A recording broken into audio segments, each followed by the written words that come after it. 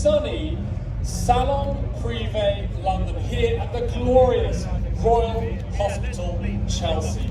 A little background as to what this event is.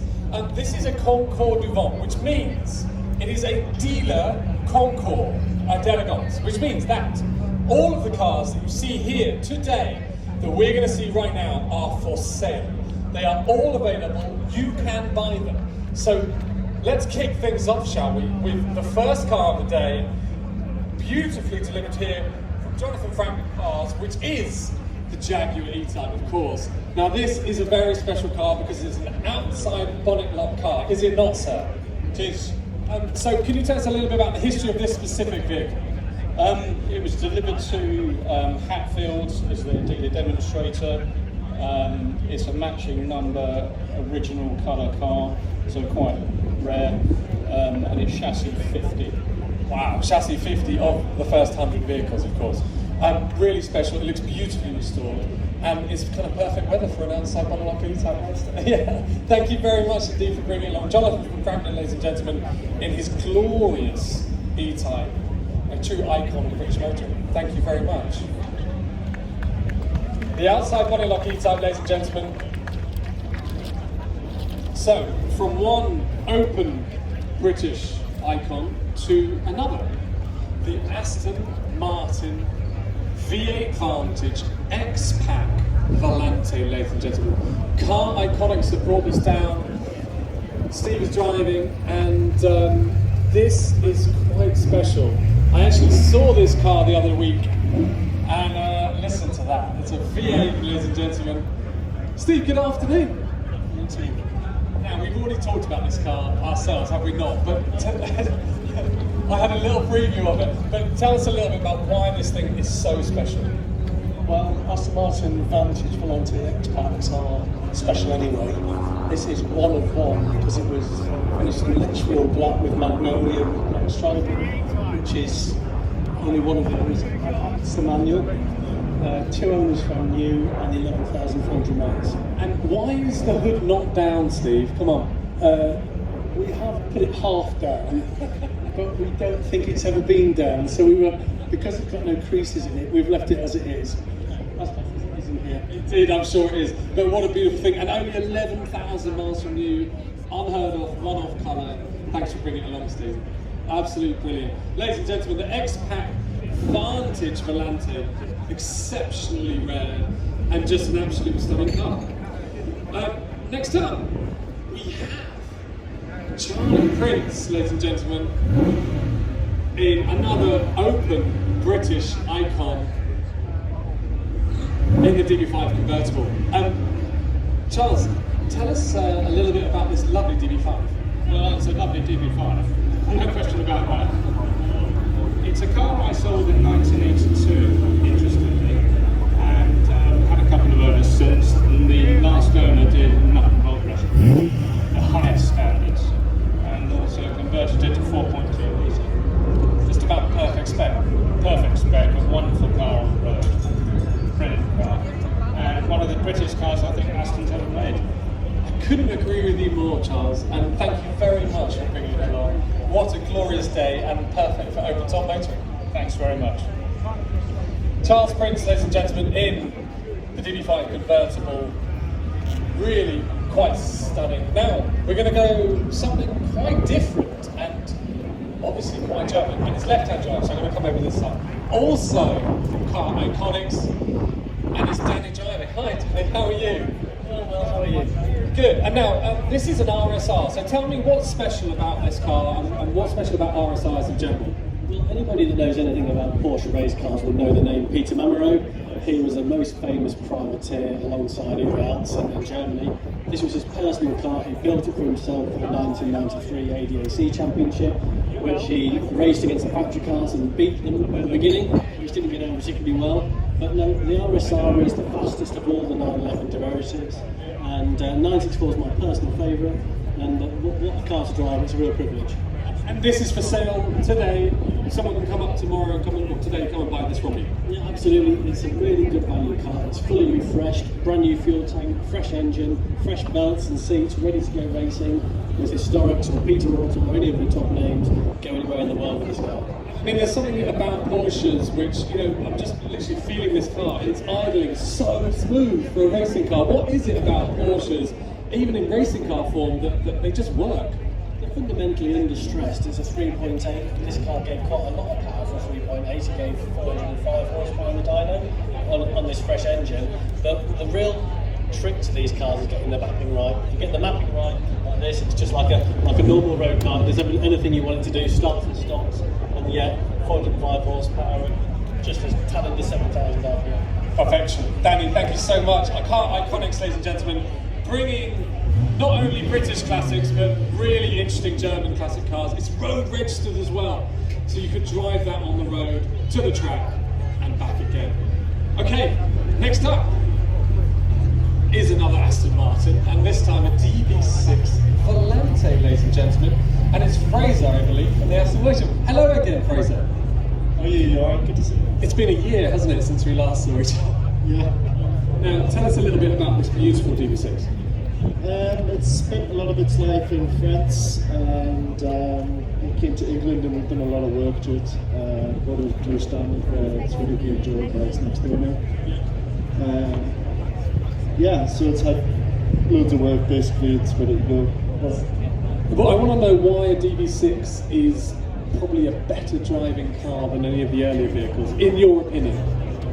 It was the last iteration of that series of Astons, and they really sort of ironed out all the problems. It's a lot more comfortable to drive, more legroom, and yeah, it's got the maximum power. This has been upgraded to Vantage spec as well. So. Well, Aston Workshop, of course, world renowned for your restorations, and the quality speaks for itself. So thank you very much indeed, Fraser. We'll see you tomorrow. Thanks very much.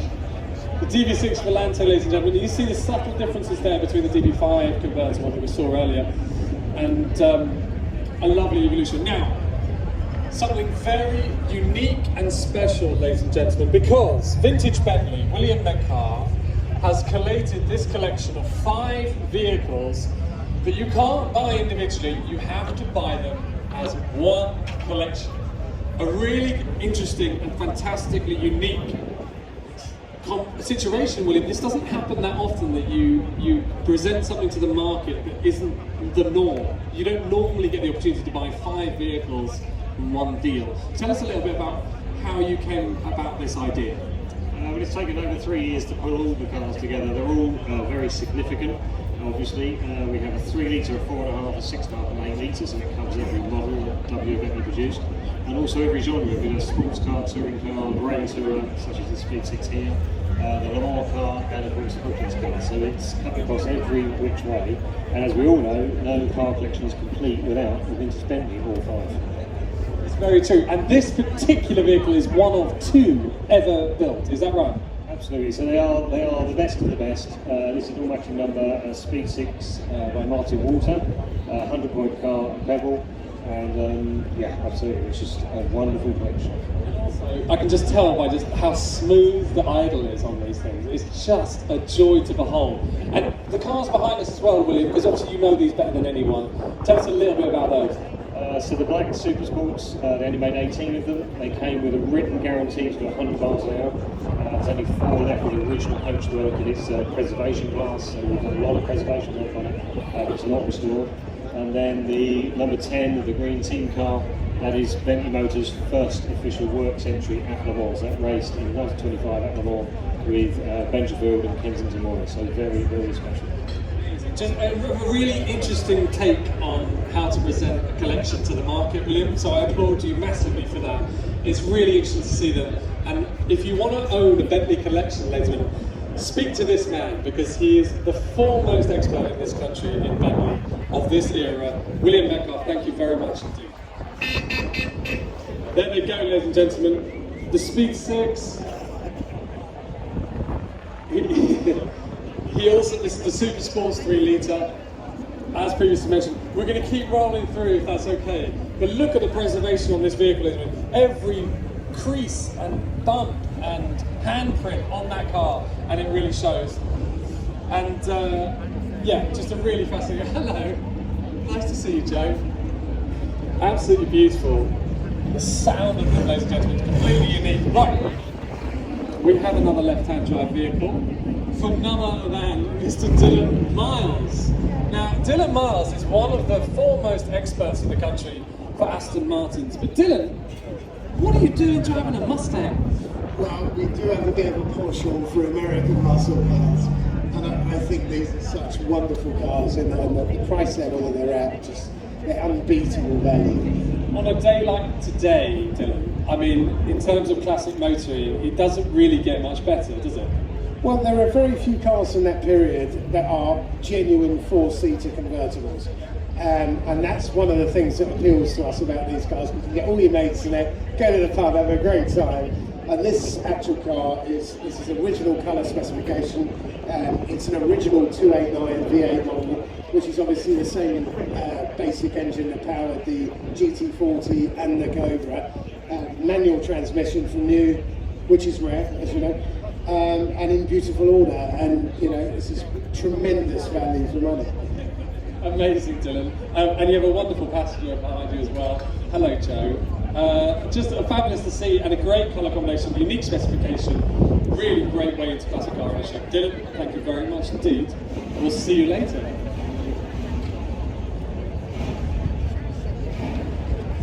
Now then, ladies and gentlemen, from DD Classics, an absolute deadly classic. It's silent, we can barely hear it. It sounds like an electric car. Is it electric? No, it's not. It's an S2 Continental drop head. Tell us a little bit about this stunning vehicle. Well, this car is the beneficiary of a 7-year restoration. It's brand new in every word of the word, so everything is a mold. It's one of 58 cars built in this body design. It's a class winner at the Centenary Award of W.A. Bentley, which is a huge accolade. It certainly is, and I mean, I can't even tell that the car is running. Honestly, it's so smooth and quiet. What is it about Bentley engineering at this time that made them so good and such world beaters? It's the finest engineering. Perfectly said. I couldn't agree more. Thank you very much indeed. DD Classics, ladies and gentlemen, with their S2 drop head.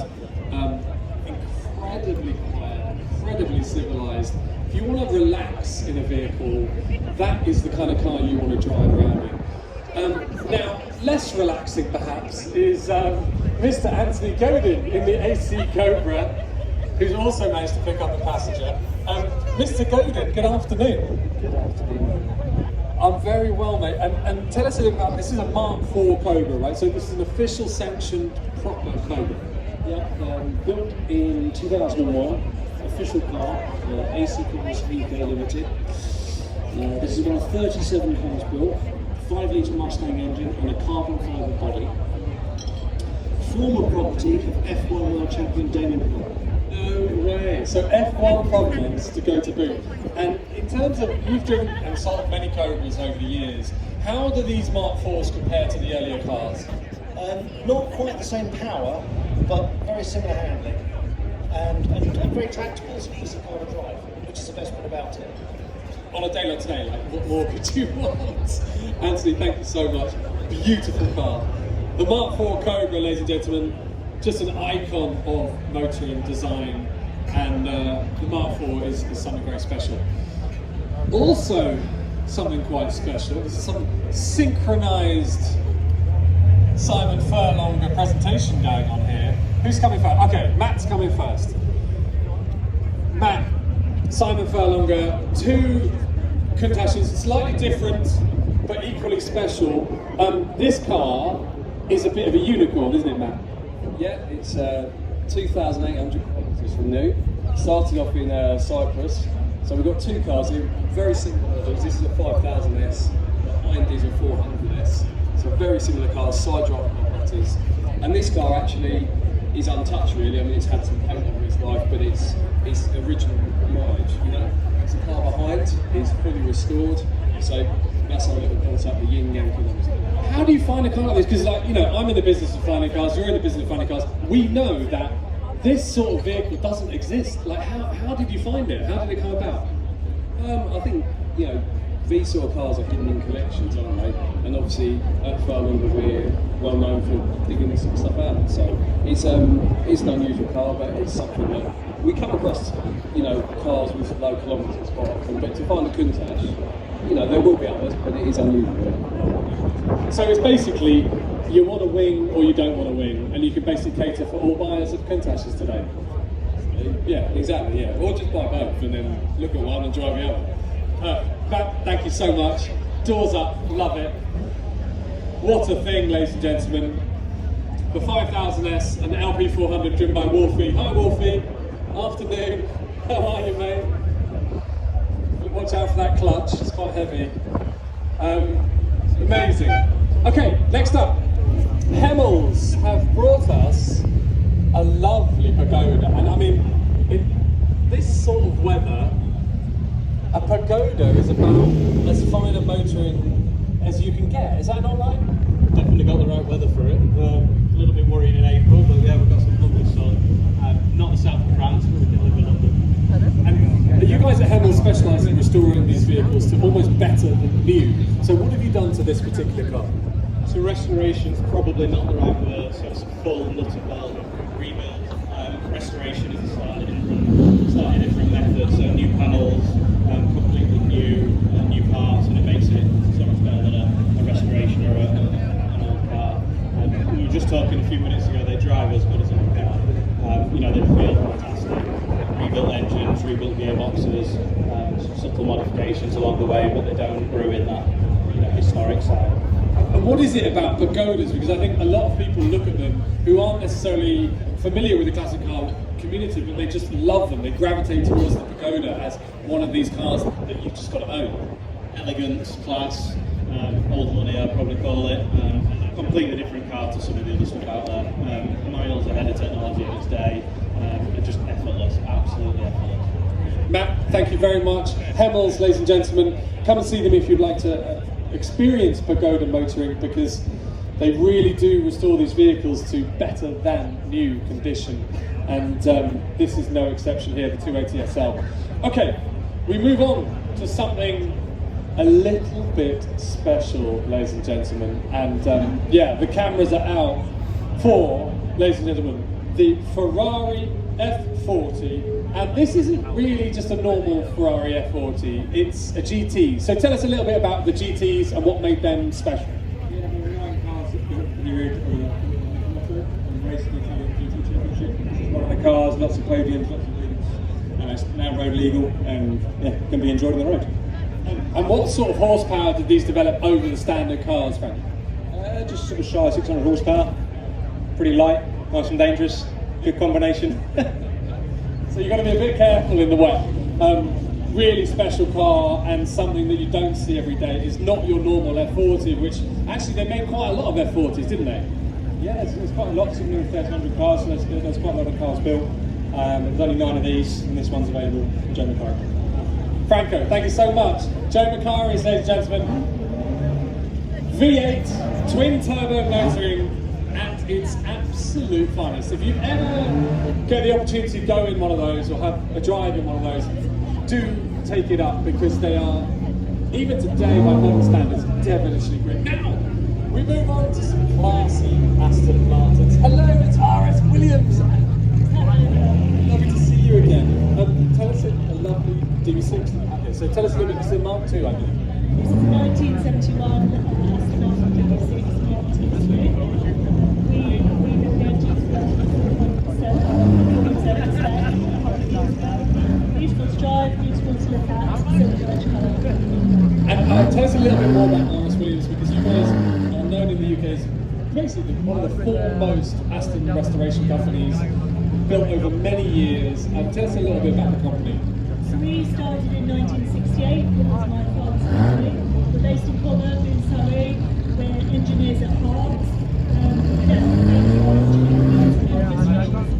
I mean, if you have an Aston Martin you guys yet, please go and see RS Williams, because they truly are the best in the business. So, lovely to see you. You do indeed. The Aston Martin DB6 Vantage, ladies and gentlemen, RS Williams. Truly glorious British motoring at its finest. And a Mark II, which is very, very subtly different to the Mark I's. They had slightly flared wheel arches there, slightly different interior features, but very special. Also very special is the Lamborghini 400 GT, driven by Lucas, I believe. It is, yeah. Lucas. This was, alright, the 350 GT came before, but this is basically Lamborghini's first basic road car design. Tell us a little bit about why this car is so special. So this one is one of 4 right-hand drive conversions by Hooper. It was the first proper 2+2 that Lamborghini decided to do. It was built in order to compete with Ferrari at the time, and they did a very good job. They essentially extended the 350 design, raised the roof very slightly, and made it look phenomenal. And I'm told that Lamborghini himself set up the company for road cars because he got so annoyed by Ferrari's attitude to his customers, him being a Ferrari customer, and felt that he just wasn't getting the service he deserved, or the car wasn't good enough. Essentially, yeah. So the story is that he essentially went in for a dodgy clutch on one of his own 250s, and Enzo Ferrari told him quite ferociously to go away. And as a result, he decided, I'm going to build the best car in the world, and that's what he told him, and so he did. Well, it was a perfect story, and look at what came out of it. So, Lucas, thank you so much for your beautiful 400 GT. Absolutely stunning.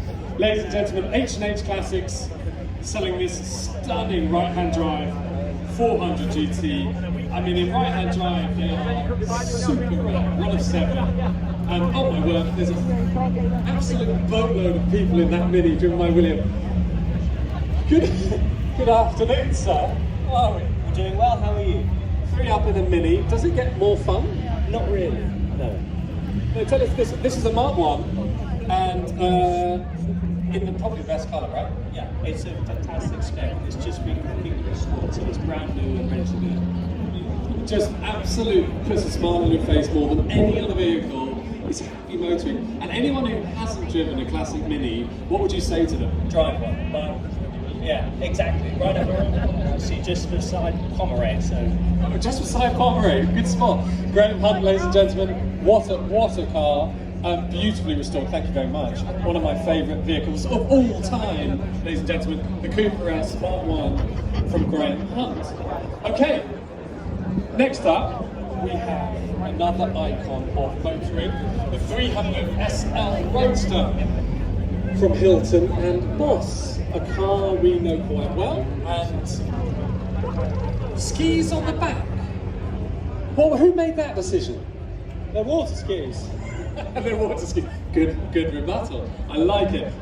Tell us a bit about this car, because you guys fully restored it, didn't you? Exactly that. This is a 1957 300 SL Roadster that the team at Hilton and Moss completed a 3,500 hour full restoration of in-house. How many hours in terms of a full restoration would you say that would take? About 3,500 for the full restoration. So 3,500 hours later, you have this, something which in its current form is arguably better than it was when it left the factory. Exactly that, yeah. The Mercedes were very well built from new, so special. William, Hilton and Moss, thank you so much for bringing it along, and what a special car.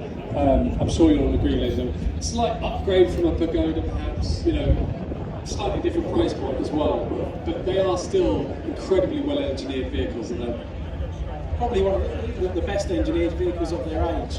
It's the first mass-produced direct injection engine, tubular frame as per the race cars in period, so really special car and drives amazing.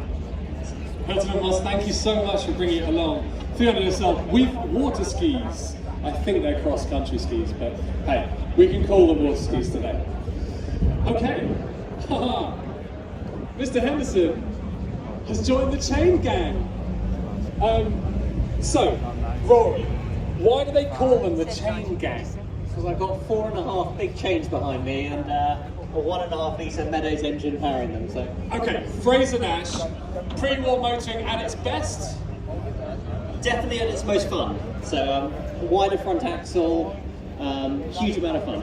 these are raced, I mean, quite significantly, these sorts of cars, right? Why is it that people gravitate towards racing them and driving them so spiritedly?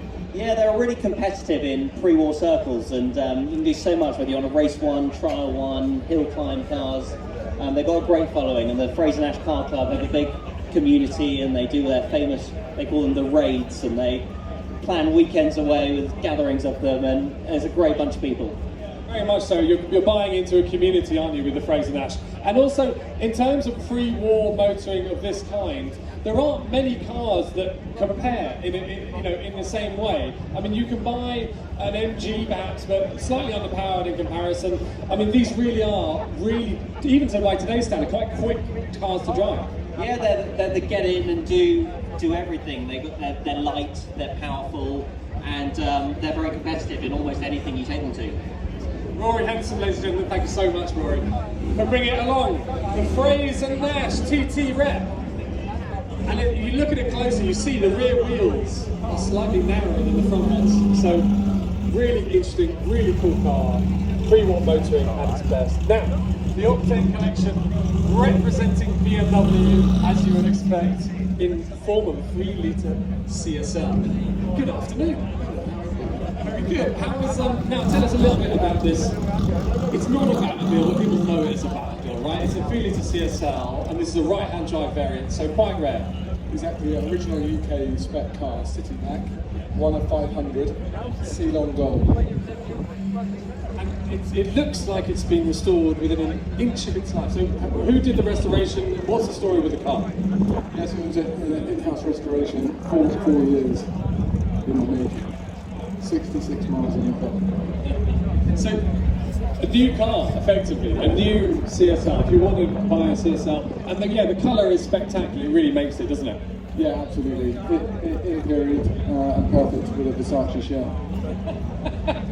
Beautiful. Versace shirt, CSL motoring, and pillarless, of course, no less. Thank you very much indeed to Octane Collection, ladies and gentlemen, for bringing this along. It is the 3-litre CSL, and it was very much a competitor to the 2.7 RSs of its day, a homologated BMW of the era, highly successful in racing and on the road, of course. Now, we have something very, very special here, ladies and gentlemen. The Jaguar D-Type, driven by none other than Gregor Fiskin, ladies and gentlemen. Oh, thank you, Gregor. You've saved us. This is a really, really special car. You have launched today, is that right? Absolutely. And it's so nice to see this event in London, and big congrats to all the guys. And yeah, we've been saving something special, and here it is, launched today, and in 1 minute on the internet, and here it is, the real thing, in person. Amazing, Gregor. And in terms of the history, these cars are really all about history and digging into what they did. I believe this car raced in America quite significantly. It only raced in America, and in the 1950s, Britain was very much on the export or die, and the Americans had money. They saw how well Jaguar were doing at Le Mans, and if you were a wealthy American and you want to go racing, you phoned up Loft England and Coventry, and you ordered yourself a nice new Jaguar D-Type. And this car went to the States new to a guy called Hubler. He raced it with some success. I think the coolest thing they did, they took it to Nassau in the Bahamas, and it did the Governor's Trophy there. And the car did really well. She's been British Racing Green for a few years since then, but I think it'd be really cool to put it back to black, as she was originally. But she's been in some lovely collections, and the gentleman who owns it, who was selling it for, has had it for so almost 2 decades, very quietly. But we were at Goodwood last weekend with another D-Type, and I was lucky enough to drive that car, and I can tell you, these things are heaven on earth. You've driven everything, Gregor. You've driven, you name it, you've driven it, right? So how does the D-Type stack up on that scale of great classic cars, racing cars to drive?